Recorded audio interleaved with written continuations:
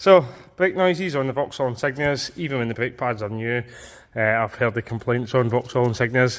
If you look at the backing plate, that's your alloy hub. This is a steel backing plate.